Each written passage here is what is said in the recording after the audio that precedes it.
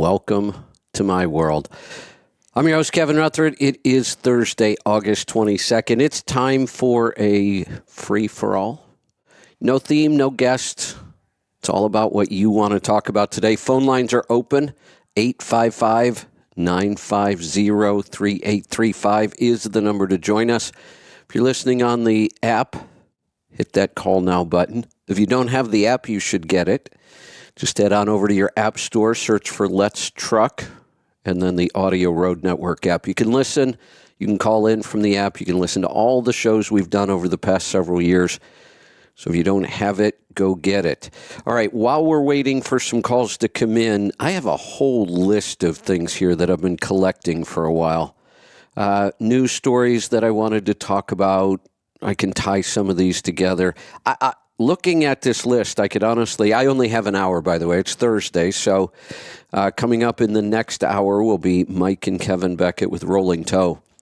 I could easily spend the hour on this list, so I'm trying to figure out what I want to talk about. Here's the one that's probably bothering me the most right now, and yes, it is politics, but it has a huge impact on what I do here every day. In fact, I talk about this a lot. I've been talking about it since about 2017 or 2018, when we really expected a downturn in the economy. 2017, I thought it was coming, would have made sense. It was about the right amount of time since the last downturn.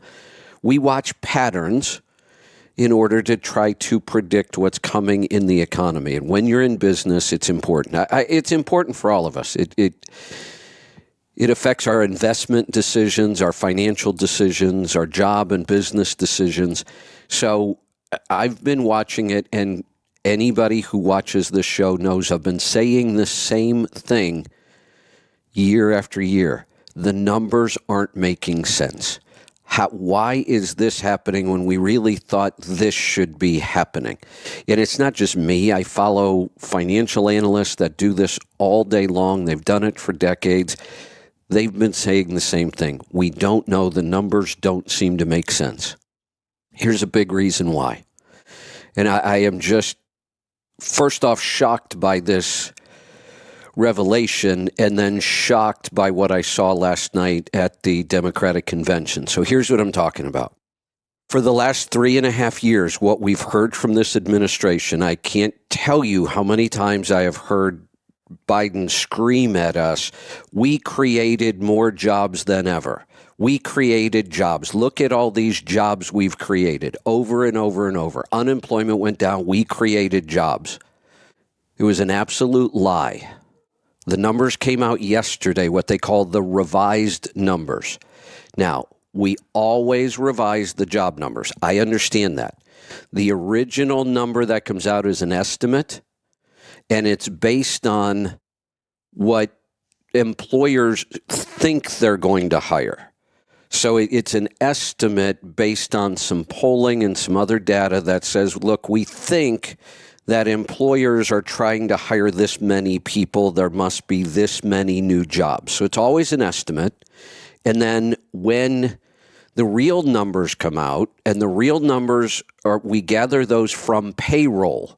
So yes, look, this many new jobs were created. We can prove it now because here's the payroll data. So we always know they're going to get revised. They're usually fairly close until just yesterday. We have not seen a revision like this since 2009 because of the last major recession we went through. We found out yesterday that the government, you can't even call this a mistake. This had to be intentional. They lied about over 800,000 jobs. That's not a small number. That's huge. We did not add the number they told us. We added 800,000 less jobs. That's important to know, and we didn't know it. Now, there's two things I want to talk about on this. One, it's just a lie, and it's part of why we're all so confused about what's going on with the economy. But many of us, and I'm going to include myself, have said the numbers just don't make sense. I can't count how many times I've said that in the last 4 or 5 years. Now, interesting enough, when you look at the new numbers, the real accurate numbers, they're not even close in the private sector. They lied. But the government actually did gain jobs during that time. So we're adding more government employees. We're not adding more private sector employees, and they're lying about it. Now, here's what's even worse. At the DNC convention last night, I'm shocked that it happened there. It was at the DNC convention, and it was an ABC News reporter, not Fox, not Newsmax, not some of the really more conservative news stations, ABC. The reporter asked the Secretary of Commerce. The Secretary of Commerce, she said, what do you think? And I'm going to paraphrase most of this, but you'll get the idea. She said, what do you think about the revised job numbers? The first sentence out of the woman's mouth was, I don't believe it because nothing Trump says is correct. He lies about everything. Well, first off, this had nothing whatsoever to do with Trump. Trump did not say this. Now, he may have, I'm sure he's been commenting on it. But the data comes from the Department of Labor. She's the Secretary of Commerce. So first off, she lies and tries to say it's just Trump lying. Then when the reporter corrects her and says, no, this information came from the Department of Labor, the Secretary of Commerce said, I'm not familiar with that. I really feel like I'm living in clown world. How is that possible? How is that possible that the Secretary of Commerce, that's her job? And first she tries to lie and blame it on just Trump lying. It's not even real. I don't believe it, she said. I don't even know how to respond to that. And then she said, well, I'm just not familiar with that. Unbelievable. How is that not some of the worst misinformation or disinformation that could be published straight from the government? And then we have people in the government who should be in charge of these numbers lying about them and then saying, well, look, I'm not familiar with it. And yet, I was just saying yesterday, and I get it, YouTube's a private company, but my account is being canceled on YouTube because I'm spreading medical disinformation. This is why, and again, it's a private company, so that's kind of beside the point. I just guess I won't use YouTube anymore. How is this not really egregious misinformation or disinformation? This was a lie. This was a lie. There's no truth to these numbers whatsoever, and yet government officials are just given a pass. Other than ABC News, and again, I'm shocked where it happened and who the interviewer was, but I haven't seen it. Well, I've seen it on Fox. I've seen it on some of the more conservative news outlets. I've seen it all over social media. Not seeing it much in the mainstream media. It should be a headline right now. This is a big deal, but they lied to us. All right. Canada's 2 major freight railroads just shut down. That's going to have an impact on our economy. It's going to have an impact on freight. The first predictions I'm seeing about this, and it makes sense, cross-border freight rates should go up. So if you are looking for some possibly better rates and you're able to go into Canada and you're willing to go into Canada, we may see some bump in rates in that market. So we'll keep an eye on that.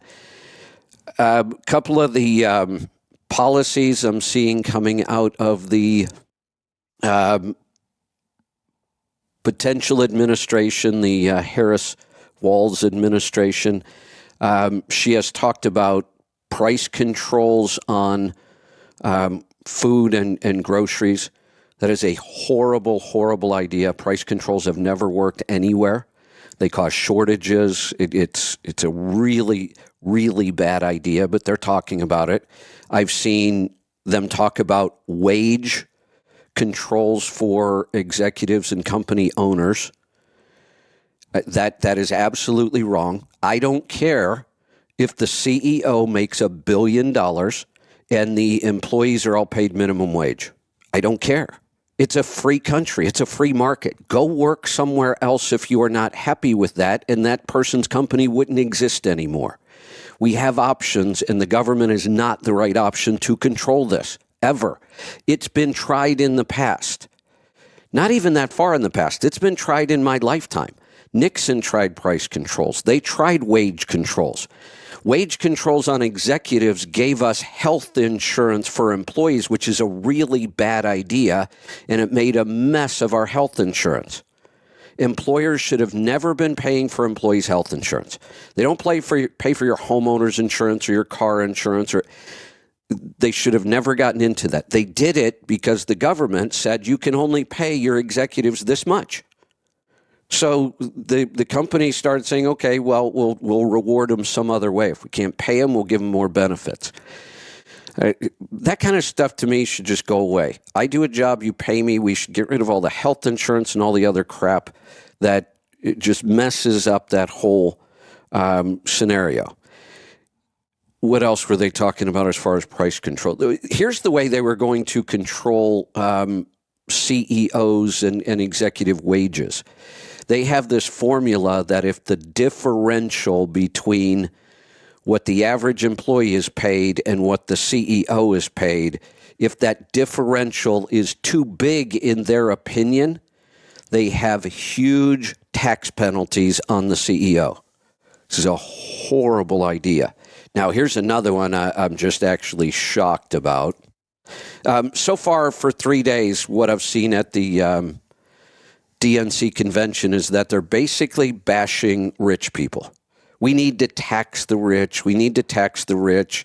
They attacked J.D. Vance for going to Yale, even though he started off very poor. He worked his way to Yale. He earned it. But they're making a big deal that he went to Yale, an Ivy League school. Now, the people standing up there bashing the rich people and wanting to tax them more are all extremely rich. They had the Obamas up there talking about this. When Obama came into office, his net worth was a little over $1 million. Remember, he was young. He never really had a job. He gained the $1 million of net worth while he was a senator, but he came into office with a net worth of about $1 million. The president doesn't get paid all that much, which is like 400 some thousand now. I don't even know. I don't pay attention to. Maybe it's way less than that. He did not get paid enough as president to build his current net worth. They are worth somewhere between $70 and $80 million now. And they're going to bash and say the problem is all rich people. Here's something interesting that a lot of people just don't understand. If you take the top 10 richest people in the United States right now, Elon Musk, Jeff Bezos, Warren Buffett, take the top 10. If we confiscated every penny of their wealth, not just taxed them more, if we took every penny of their net worth, all 10 of them, we would be able to run the government for 5 months and then we'd be done. The money would be gone. We would eliminate the 10 richest people in the country, and 5 months from now, the government would be right back in the exact same place it is now. I wish people would understand what that really means. You can't tax your way out of this problem. This is no different than what I talk about with all small business owners. Stop putting so much focus on revenue and learn how to control your expenses. It works for the government just like it works for businesses. You can't borrow your way to wealth and success in business, and you can't spend and tax your way to success as a government. It doesn't work. It's math. And there's the math. Eliminate the top 10 richest people in the country, the wealth would disappear, and in 5 months, the government would be right back to where it is today. They want to impose, this is Kamala's numbers, and the little bit of policy she's talked about so far is really all this. We're going to put price controls on private businesses. We're going to penalize CEOs if we think they're being paid too much. And she wants a 44.6% capital gain rate. That is insanity. That will crash the economy. If that isn't enough, if you are a high net worth individual, they want to impose a 25% capital gain on unrealized capital gains. Now, I can't even believe we're considering something like this. Let me tell you how that works. If you would have bought a home at the beginning of this year, and the market isn't really hot right now, but there's still some markets where real estate prices are going up. If you would have bought a home at the beginning of this year, or I can use a good example. I bought a home at the end of last year, and we negotiated a really good price. I've talked about the story. Everything worked out perfect. The people selling it loved us. They accepted $81,000 less than the other offer they had. The day we bought the home, we had an increase in our net worth because the home was valued at more than what we paid for it. If I were a high net worth individual, and I don't reach the requirements for that, but that doesn't matter. We shouldn't think that a tax is okay because it's only on people that have more than we have. That does not make a tax okay. We're all one person. We live in this country. We should pay our fair share, although I hate that word. But it's not okay to say this tax law is okay for you because you make so much money. But that's what this is. Now, back to unrealized gains. This is how this works. Let's just say that, and it's pretty close, the value of the home was about $80,000 more than what we paid for it. Under this, a 25% tax on capital gains, on my tax return now, I would owe 25% of that $80,000 gain. I would have to pay tax because the value of my home is more than what I paid for it. I haven't sold the home. I didn't get that money, but I would have to pay tax on it. And then in the next couple of years, when the value of that home goes down, which it's likely to do given our market, I don't get the money back. This is one of the worst tax ideas I've ever heard in my life, but they're trying to pass it because it's just on really, really rich people. That doesn't make it right. All right, I have a ton of other stuff here. Let me check phones, though. Yeah, it looks like I've got calls, so I better get to them. Let's go to South Carolina. Nick, welcome to the program. Hey, Kevin, what's going on, buddy? Good. Hey, one more thing that I did want to throw out here on my list, because I'm kind of shocked by this, but it looks like this is actually going to turn out to be true. Do you know why we call oil and gas and all those petroleum products fossil fuels? No. Okay. I never realized it either. I'd heard the term over and over. And when I first heard this, I thought, man, that's odd. The claim is, the reason we call them fossil fuels is the claim my whole life has been that oil, the crude oil we pump out of the ground, comes from the dinosaurs decaying. Dinosaurs, yes. Okay. Yeah, dinosaur fuel is what we called oil, and we've all been led to believe that that's where oil comes from. And it's hard to get our head around that, but the dinosaurs were on the planet a long, long, long time. And then they all died off. And they were dying, and all that time they were here, and supposedly that built up this supply of this crude oil we call fossil fuels. That's what we've always been told. Turns out it's not true. Like so many other things we keep being told, like the job numbers and fat's bad for you, and I could go on and on. But this one is shocking. Here's what they're claiming, and they did this work at Cornell University, that the crude oil that is there did not come from dinosaurs. If you chemically analyze it, you can prove that. There's no biological source to this. It comes from a natural process that happens deep in the Earth's core, deeper than we could ever drill, deeper than we can even think about drilling, and then it moves out from that core and forms pockets that we can reach down and drill. If that's the case, and this is a very strong claim that is the case, we would never run out of oil, ever. The Earth is producing it constantly. It's a renewable source. Yes. Why isn't this being talked about more? Because the Green New Deal. Yeah. It doesn't fit their agenda. Yeah. We have not come up with an energy source overall that is better than petroleum products, not even close. There are some alternatives. I think we should be using more nuclear. I have no problem with solar. Solar could be a good part of this. Wind works in certain places. I'm okay with all of these as options. I'm not okay with being lied to and being forced into other options that are far worse than what we have now, worse for the environment and worse for our economy. If those things are better than petroleum, then the free market will eventually figure that out and we'll move to those other sources.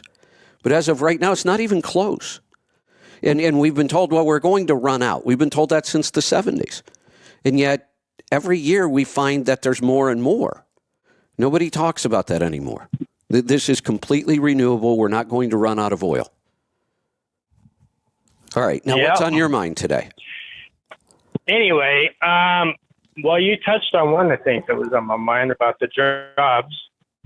I was freaking yelling at the TV last night at that freaking whoever the hell that lady was. My God, man. She's the freaking Commerce Secretary. And insane how freaking idiotic some of these people in this administration. So I'm gonna make I'm an independent. I'm a registered independent. Go ahead. I'm gonna make a claim, and I get screamed at every time I do this, but I'm going to do it again. I think if I dig far enough, she's a DEI hire. Oh, yeah, absolutely. Yeah. She's a DEI hire. Absolutely. You can't be that stupid and still be qualified to be the Secretary of Commerce. You can't be. So somebody hired her because she filled a quota. Where'd you go? I'm here. Go ahead. Oh, okay. Anyway, my main topic is these idiots that don't haul cheap freight. I'm to the point where I kind of want to punch them in the mouth because they have no idea how to do business. Because I do a dedicated run, right? I go from South Carolina to Florida. Been doing it for years, and I've been trying to catch a backhaul, never did. So I just started coming back empty. I still make good money doing that. So finally I caught a backhaul. It only pays 92 cents a mile. But if you figure out the miles and everything, I got a $48,000 raise over the entire year by taking that backhaul, that cheap freight. So all these people that don't want to haul cheap freight, save it for me. I'll take it. What a great example.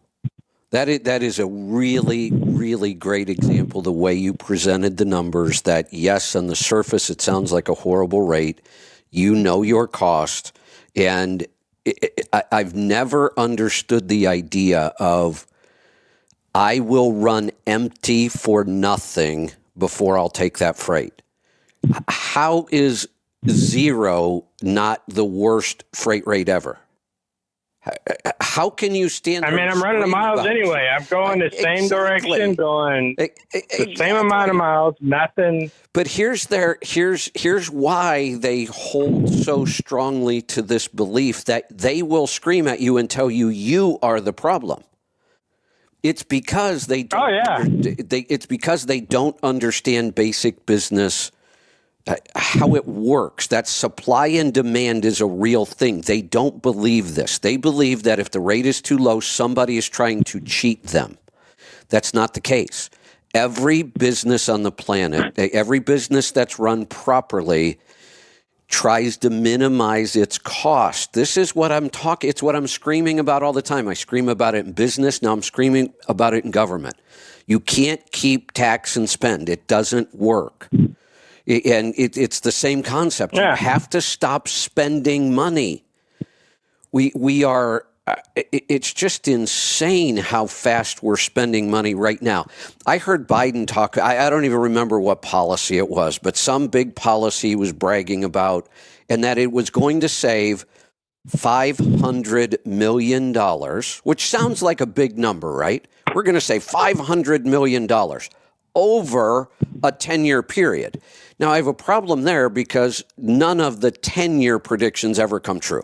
Too many things are going to change in the next 10 years. Oh, absolutely not. So the fact that you're trying to project out 10 years bothers me. But the fact that you're making a big deal about this $500 million over 10 years, the government is spending they're going $1 trillion into debt every 100 days. You can't. Yep. And you know what? You put a scenario. You said something about how many seconds in a day, how many seconds in a year, right. And I figured out what a trillion seconds is. It's like, oh my God, that was like a light bulb going off in my head. 33,000 years. Yeah, I'm like. So we are amassing $1 trillion in debt every 100 days. If you spend $1 a second, every second of every day, 24 hours a day, around the clock, it would take you 33,000 years to spend $1 trillion. Yep.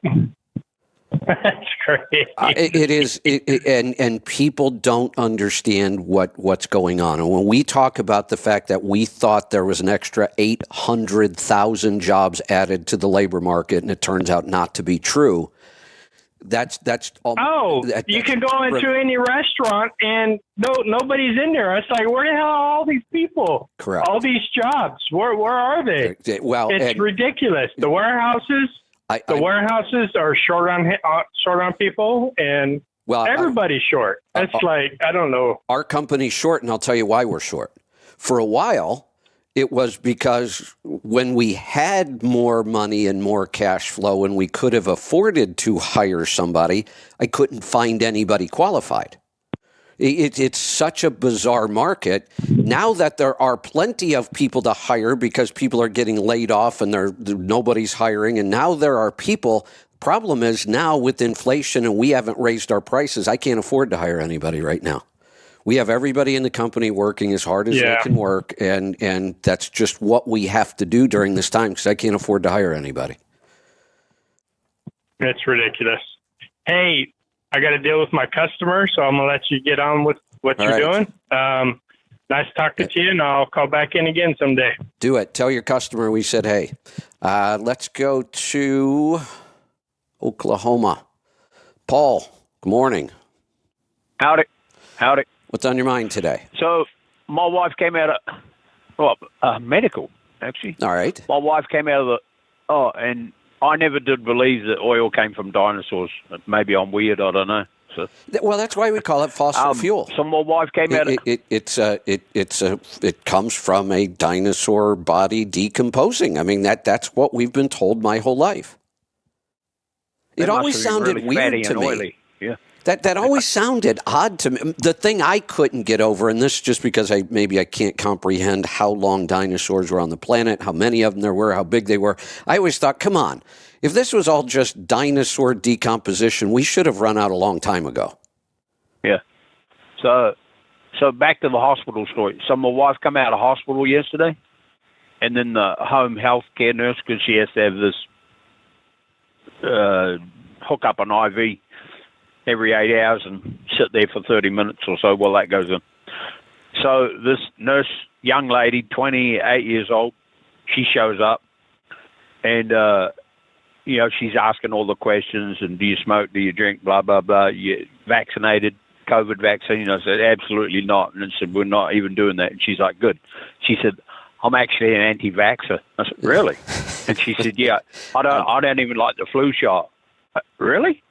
Nice. So I told her about you, that I've been listening to you, and then I mentioned Dr. Wolfson's name.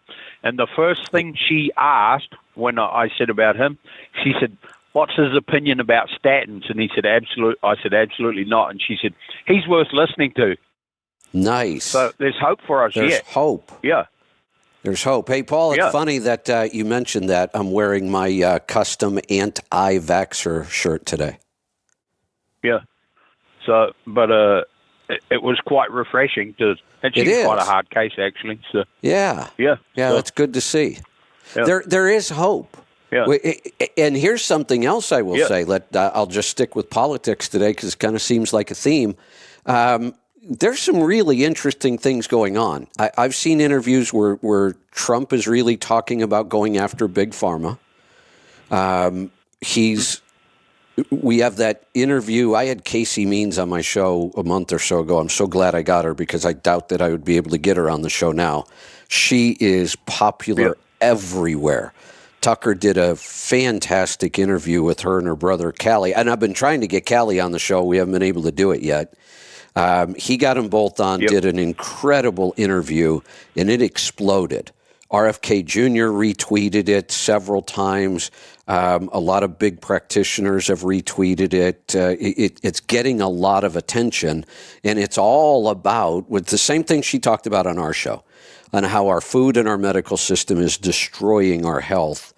So it's getting a lot of traction. On top of that, tomorrow, I'm kind of looking forward to what this is going to be. RFK Jr. claims, and this is a big, big claim, that he is going to make an announcement today that is the biggest announcement in American politics. So the speculation... Yeah, I heard a little rumor on the TV. So, the speculation is that he's going to drop out of the race and endorse and join Trump's campaign. That's the speculation. And if he does, people want... Well, I think they said on the TV that he's this morning. I thought they said he'd already decided to drop out. So, but it's so far. I think it's all speculation until I hear it from him.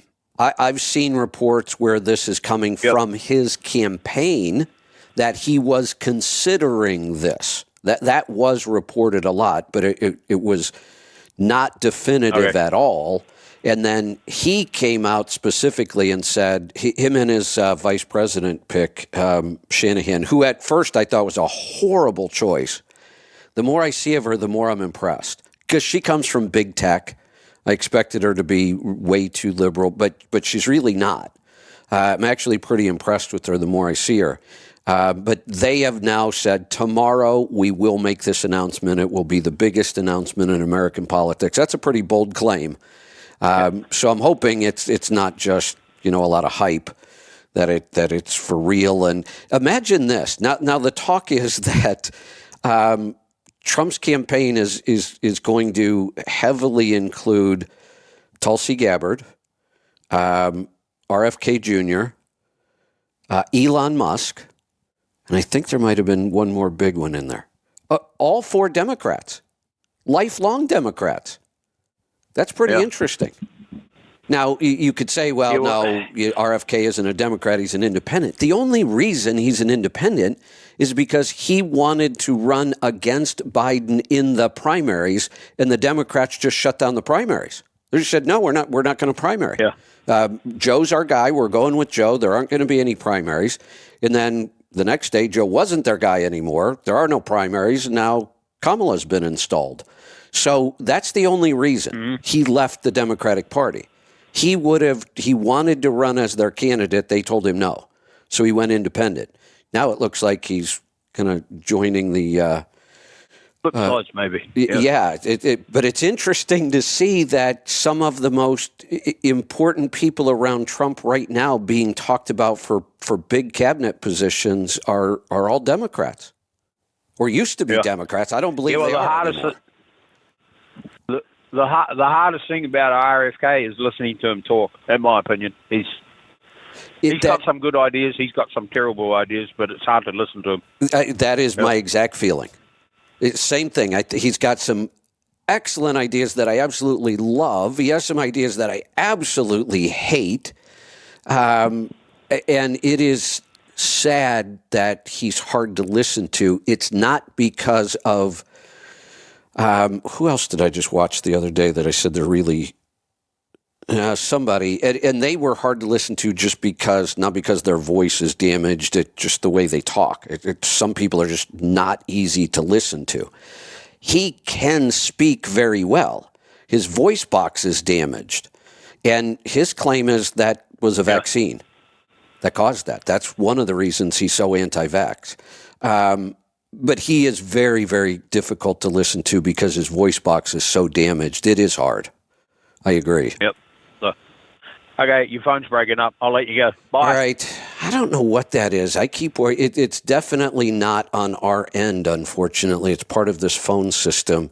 I got an update on our software yesterday. We had to rewrite a ton of code because the base code that we have to work on has now changed again, and that's a technology thing. So it has put our broadcast app back a bit again.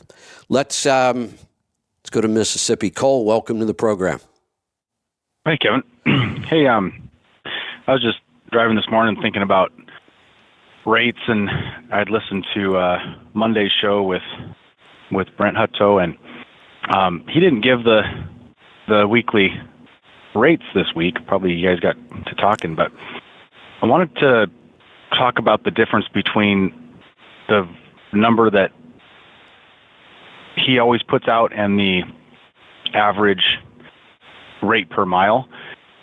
When we listen to Brett, he always puts out he's very careful to say it correctly. He says the average posted rate. Correct. And we always I want to say also try to make sure that people understand that's a spot market rate. Correct. Yeah, that's an average posted spot market rate. Right. And the one thing that I kind of always take away from that, I don't know if anybody else realizes this, that's not a true average. Correct. That's an average posted rate. Much like if I said I got one fuel up was 5 miles to the gallon and one fuel up was 10, you couldn't give me an average miles to the gallon, could you? Well, I can, but it's not accurate. Right. I can. It's yeah, 7.5. That's I can even do it in my head. It's 7.5 is your average, but that's not right. That's not but good what if information I said, because it's what so if I much. said the 10 miles to the gallon was 1,000 miles and the 5 miles to the gallon was 100 miles? Well, now what that you're changes talking the numbers, about, doesn't it? Yes. Now what you're talking about is we would need to calculate a weighted average. Correct. That's the term. And that's what I just kind of, because I always kind of, I hear that number and I'm like, yeah, but that's not right. Well, here's another reason why it's not right. So, like, I'll join in. Here's another reason why it's not right. That was the posted rate. That's going to be negotiated up or down. I mean, it's not right. So I'll make an analogy to what the government does. And I even said, I understand why we get this job number first, and then later we revise it to be more accurate. We do the same thing here. We're using the posted data to give us an idea of where we are in the market. Nobody has ever claimed these are, absolutely accurate numbers. We just want some guidelines to go by. So the posted rate, we know it. Yeah, right I know, away. And that's... So we use the posted rate to give us an idea. And here's the other thing. Whether it's accurate or not, is it moving up or is it moving down? Isn't that important information? Even if it's not right, it tells us where the market's going. And here's what we do. There is another number we publish later, and we get that from the actual invoices.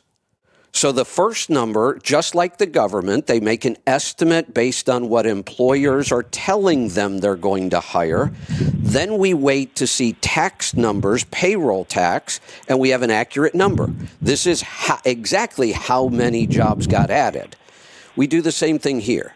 We have a posted rate, which is the only data we have available to us. We have to use something if we want to know what's going on last week. Once those loads get moved, now there's an invoice, and we track those invoices, and put out the other number. Okay, here's the revised number of what the rate per mile really was. Even then, though, it is not a weighted average. You're correct. There's a million loads in there that we're using. Some are long, some are short, and we would have to calculate a weighted average, and we don't do that. Right, and I know that you actually are one of the people that is training a lot of people to become owner-operators or possible carriers, and they don't have access to a load board like I do. So, and I know, like, when I was getting ready to start my business, that was the one spot that I could not know. I could not know what the rates were. All I could do was take these averages, which just were so different. And it's interesting because, like, I get to look at two different load boards all day long. Right. And to me, these rates are not unknown. They're public knowledge, but I forget that they're not public knowledge. You got to have your MC number to get them. Correct. It's interesting. So I've heard a couple of people call in, and I think on your coaching program too, where they're kind of ignorant of because they don't have access to the load board. Well, wait a minute. Let me correct you. So, like, let me correct you on something. I also deal with people who have had load board accounts for over 2 decades and still don't understand this. Oh, I deal with that all the time. Yeah, and see, one thing that I like to do is I like to look at, of course, Hey, Cole, truck let me stops. give you an example. The way you just explained it to me was 100% correct. And we explained why that has to be. That's the data we have available. It's either that or we just fly blind. We use nothing. But here's the attitude I get from most people. From most people, they believe that the load boards are trying to cheat them by putting out false information. I've been accused of being a part of it. I was seriously accused. Right. Craig Fuller, who is the CEO of FreightWaves, and FreightWaves puts out more data than both DAT or TruckStop because FreightWaves uses the data from TruckStop and DAT and the Department of Commerce and 100 other sources, and they are a really good source of data. I was somebody accused, and it was when Bob Voltman was the president of the TIA, the Big Brokers Organization. And I had Bob on my show. I've done seminars for him, and I know him well. They were saying that Bob Voltman and the brokers, Craig Fuller and FreightWaves, and they threw TruckStop into, and probably DAT, that they were all colluding to put out false information to rip off small carriers, and I was helping them spread the message. Yeah, I remember you talking about that. Yeah. The thing that I want to maybe put out to everybody is when we hear those numbers, just realize they are inflated because they're not weighted, and the shorter the miles get, always the more the dollar per mile gets for a reason. That's a good, as you know. And then also analysis. There's correct. About 3 short hauls for every long haul. So not only are they weighted incorrectly, there's also way more of the short hauls. Everything you said is absolutely correct and accurate. So just everybody just needs to remember that when we're looking at those numbers, $1.95 for van, that would be nearly impossible to maintain unless you ran 200-mile loads. Now, here's the good news, Cole. I have many, many small carriers that consistently beat that average. Right, but that's not spot market average. No, it is spot market. They still beat the average in the spot market. We've been tracking it for years. Now, it's a very small group because that's what I have access to. But at one point, I had access to. So my numbers come from profit gauges where people are tracking their numbers. I can go in and see, and I do it all the time.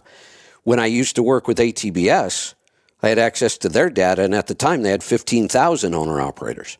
So I had my data plus their data.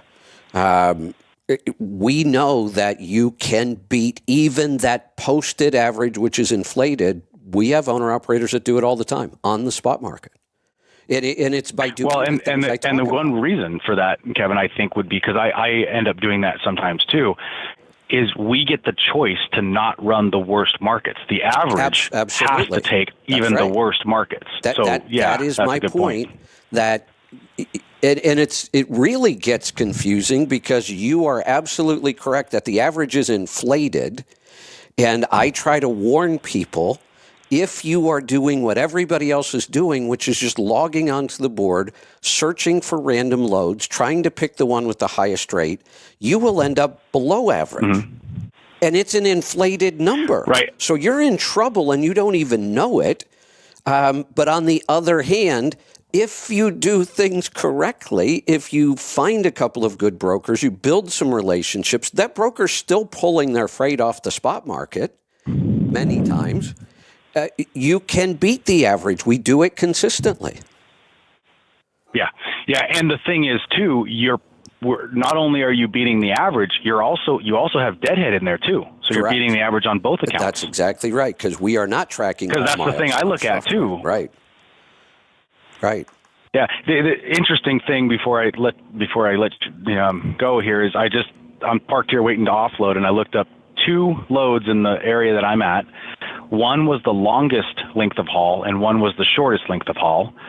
The longest was $1.37, and the shortest was $12.50. The average of those 2 posted rates is $6.90. Right, but a weighted average would be significantly different. 157. Okay. Yep. So you see the difference when you look at posted versus weighted. Right. Yep. So anyway, that was kind of all I had for today. I was sitting there thinking I was listening to Monday's show this morning, and so. Speaking of this, I'm kind of a numbers guy. I say that, but I'm not. But I am because I know I have to be, and I've always been pretty good at math. I can do a lot of math in my head. I just learned something today. One of the things I always try to calculate in my head, and I struggle with it, are percentages. What is this as a percentage of that? I mean, I can do it in my head, but I got this weird method that I use, and it's hard to kind of follow it through. I just learned a math trick today that I'm shocked that I did not know this. You'll appreciate this because obviously you're a numbers guy if you can do weighted averages. If you want to know, if we're looking at a problem, what is 40% of 30?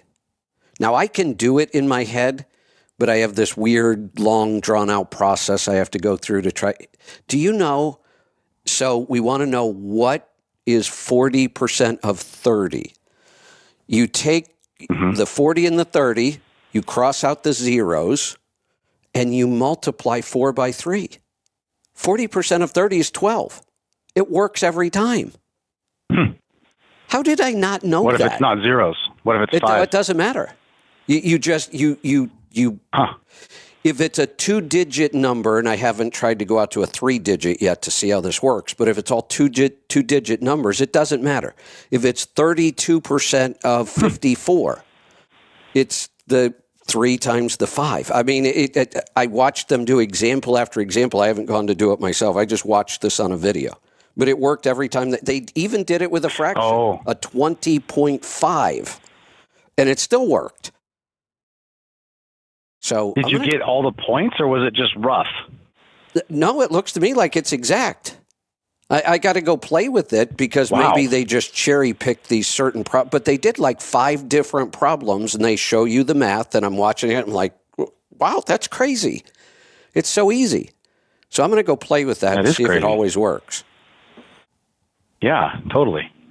All right. I got to go. I just looked at the clock. I forgot I'm on a deadline. Let's go to Ohio. Jeremy, welcome. Hi, Kevin. I was going to talk about politics real quick, but hey, as far as also real quick about trucking, how much stock do you put in, like backing ourselves up maybe for maybe going into business ourselves one day? And there's a truck that we drove all the miles on it, 2016 Freightliner with a Detroit, like 750,000 miles. It's just been sitting for a couple of years now. That I could probably get for like 10. Maybe. Yeah, 10, maybe as much as 15. And just in case something happens with our company, we're happy, everything's great, but what if, I don't know. If you're financially comfortable and you can afford to, here's the thing about $10,000 to $15,000 trucks. You're almost always going to get $10,000 back out of them again. The price only goes so low on these trucks. When you buy a brand new truck, you're going to take the worst hit on depreciation. The cheaper and cheaper that truck gets over time, the less risky it becomes. You're not going to take those big hits. On a $10,000 truck, you buy it for $10,000, you let it sit for 6 months, you probably resell it for $10,000. That's pretty common. So it's not a big risk to buy a truck like that. Now, to your point about buying a truck that you were able to drive as a company driver, especially if you've driven it for long periods of time, years, absolutely, there is no better scenario, in my opinion. I know as much as I could possibly. Now, there are times where if I've been driving that truck, I might look at it and go, oh, hell no, I'm not buying this thing. It gets horrible fuel economy. It's always breaking down. I don't like the way it performs. So one way or another, that is the truck we know the most about. It's either going to really help us make the decision to buy it or not to buy it. Yeah. It's got real good, we got good history on it. That sounds like an opportunity. And I'm somebody out there screaming, what a stupid idea. Why don't you just wait until you... Well, I don't believe it's a stupid idea at all in the right circumstance. Now, somebody might call me next week and ask me a similar question, and I might tell them not no, but hell no. It depends on price and history and where your financial situation is and why you're doing this and the way you lay out the scenario. Like I said, if you're financially comfortable to do this, I don't think it's a bad idea at all. The same people that would scream at me, in mind, and I hope Tammy re-listens.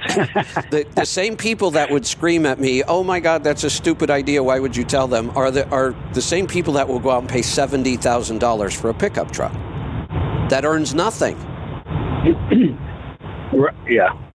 Right. Yeah. Okay. Appreciate that. Also, hey, I was going to try to, politics. You hear Bernie Sanders says we're going to take on Big Pharma, and then you just said Trump has said he was going to take it on Big Pharma. What is that? What's the difference there, and what does that actually mean? Well, that's a good question, because in some ways, Biden is claiming that he just took on Big Pharma because he got Medicare to be able to negotiate drug prices. That doesn't excite me much because Medicare is such a disaster anyway. Right. That's more government meddling in the free market, the way I see that. When I hear somebody and Trump isn't necessarily initiating this, it's the people he's surrounded himself with now that are pushing him more. He spent a lot of time talking with Vivek as a potential candidate, and he got a lot of this from him. He spent now time considering RFK as a partner in RFK, but they will go after Big Pharma, and going after them to stop the control they have over our markets. That's what they're looking at, to reel in. And the one way to do this, and as a libertarian, I struggle with this. The one way to do this is one thing you could do that would immediately take away a bunch of the power they've accumulated. Stop allowing them to advertise pharmaceutical drugs. There's only 2 countries in the world that allow that. Us and New Zealand. Nobody else in the world allows pharmaceutical companies to advertise. They should not be advertising to individuals. People don't know about drugs to make a decision based on a commercial they saw. But because they spend so much money on the media running these commercials, they now own the media. That's why you don't get accurate medical reporting in the media, because Big Pharma won't allow it. They will pull their commercials, and it terrifies all of the platforms. Mainstream media, social media, everybody gets a lot of money from Big Pharma. So the way you immediately take a ton of power away from them is you no longer allow them to advertise. I fight against that because I don't like the government making regulations like that. But this is so egregious, and it has caused so much harm and damage to people that I think I could get on board with that. Yeah, and then also you might be against it too. You stop them from advertising or do what they want, then sounds like they might just jack up price or something. But that's what they're here's claiming, right? Basically, we're trying to make everybody's trying to make it. If we approach this correctly, and that's what I'm hoping when you get some of these people involved now, like people actually listening to Casey and Callie Means, and they'll start listening to other functional medicine doctors. If that happens, then we attack this two ways. One, I don't want Big Pharma to have this kind of power because the average person doesn't know the truth because Big Pharma covers it up over and over and over. At the same time, our health is so bad because of our diet that we could say people actually need those drugs. I mean, if you're eating this way, you are going to get these conditions and diseases. And yes, the drugs are only covering up the symptoms, but it's doing something for those people. We have to attack this both ways. We have to, go after big food and all the lies being told there and teach people how to eat properly. And then you don't need all of these drugs. So what would happen then to Big Pharma is they would shrink to the size that they should be. I'm not saying we shouldn't have pharmaceutical companies and we shouldn't have pharmaceuticals. We should. That's okay. But it is so out of control and it's causing so much damage. Something has to be done. What a mess. Yeah. That's a mess, It is a mess. Yeah, big time. Yeah. I had a thought, but I'll let you get on to the next call. All right. Actually, we need to get out our calendars. Hey, Mike and Kevin. Well, so far it's just Kevin. See, so it's not perfect. Close. Yeah, Mike is. But here's the thing. Walking toward the door. Okay, I'll wait for him then, because I still have time. Right. Tell him to jog. Right, we've got at least a minute. Tell him to jog. Say it again? Come on, Mike, step it up here. They're waiting for you. Why are they waiting for me? Because everybody else is ready. I have a big announcement. You're early. I have a big announcement. You're early. Hey, get out your calendar. Okay, what's your announcement? Get out your calendar. Calendars. Calendar. Got a calendar. It's the first time in the history of this show I'm turning it over to you on time. I'm buying that one. I didn't want you to miss it. You almost screwed it up for me. All right. Lollygagging. That's what I was gagging and lollying. Yep. So before I turn you guys loose, what's new and exciting in your world this week? Well, we got a new employee. Yeah, we got a new employee. We're training. Mm-hmm. Good. Yep. We've been doing training all week. Had a big class this week for mostly tire dealers around the country. And let's see, also working with Continental, doing more training for them. Nice. Got another class this afternoon at 3 o'clock. Wow. Yep, that's coming right up. That is exciting. It's just been a busy couple of weeks. Love that. That's good news. Yeah, we do too. Yeah, that's good news. Sales are good. Customers are happy. We're not getting any complaints. Right. Life is good. Well, it is, and I love to hear that because I was just saying 15 or 20 minutes ago that we're busier than normal, but unfortunately, it's because I need to hire somebody. We're all working a little too hard in the company. We need a couple more hands. I just can't afford to right now. All of our costs I know how are that up, feels. and we haven't raised our prices at all. We've tried to absorb all these price increases everywhere, and it comes at a price. I can't hire somebody right now. Right. Absolutely. That's how it's been. So so I'm glad to hear that you're doing well. That's good. All right. Well, most of the people I talk to that need to hire somebody, their problem is not they can't afford to, is they can't find anybody competent. Well, here's Right. I actually covered that. I said a year ago, 6 months ago to a year ago, we needed people, and we knew we needed people. We just couldn't find anybody qualified.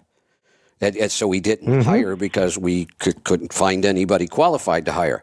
Now, all of a sudden, I can find people because they're getting laid off everywhere else, and they're not being hired because there aren't really a lot of jobs right now, except now that I can find them, I can't afford them. So it's, yeah. And this all came up because, did you see the goofy number on the jobs that were added and the mistake they made? Yeah. I haven't seen it yet. Well, Like I said, I've been really busy. yeah, so they come out all the time and they say, oh, look, the economy added this many new jobs this month. And it's been strong for a long time. And I keep saying, this isn't making sense to me. And I've been saying for about 5 years, none of the numbers are making sense. The economy's not making sense. We can't predict much of anything anymore. And I've said about these job numbers, I don't get it. That doesn't make sense to me. Well, it turns out it didn't make sense. They overestimated the jobs they claimed had been added to the economy by over 800,000 jobs. That's a lot. That's a lot. That is, people make decisions on those numbers. Investors make decisions. Business owners make decisions. People every day make decisions based on those kind of numbers. And we've been told this economy is so strong, and I keep saying it doesn't make sense. I see a lot of numbers that are pointing to the fact that this economy is not this strong. But they keep telling us it is, and they keep putting out statistics to support it. Well, they're just wrong. Really Yes, wrong. that's true. But here's the statistics have plenty of errors. Made me crazy and pushed me over the top on this. I may not have even talked about it today because it's more politics. But they were interviewing the Secretary of Commerce last night. The Secretary of Commerce. This was all over the news all day yesterday about this mistake in the numbers.